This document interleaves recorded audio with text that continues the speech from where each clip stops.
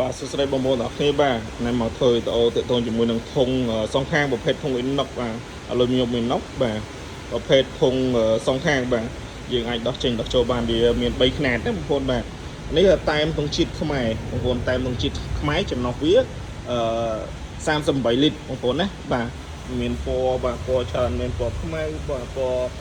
ផាន់ទីខ្មែរយើងពណ៌សបាទនេះពណ៌តាហ៊ានយើង modify បាទចឹងបងប្អូនដែលស្រឡាញ់ប្រភេទធុងinox បាទប្រភេទធុងសងខាងដាក់ម៉ូតូបានគ្រប់ប្រភេទម៉ូតូបាទហើយ25លីត្របាទបងប្អូនមើល25លីត្រអានេះយើង modify ពណ៌ដែរមានពណ៌ខ្មៅពណ៌ផាន់ទីសបាទហើយអានេះ25លីត្រណាបងប្អូនបាទហើយនេះចំណុះវា16លីត្របាទមានផាន់ទីមានធុងជាតិខ្មែរមានផាន់ទីបាទស្អាតបងប្អូនបាទហើយបងប្អូនដែលស្រឡាញ់ប្រភេទធុង inox បាទប្រភេទសងខាងមាន3ចំណុះបងប្អូនអាចទៅមកបានបាទអញ្ចឹងបងប្អូនដែលស្រឡាញ់បងប្អូនអាចអញ្ជើញមកមើលបានណាឬក៏បងប្អូន order ពីចម្ងាយបានបាទអរគុណច្រើនជួបគ្នាវីដេអូក្រោយទៀតណាបាទ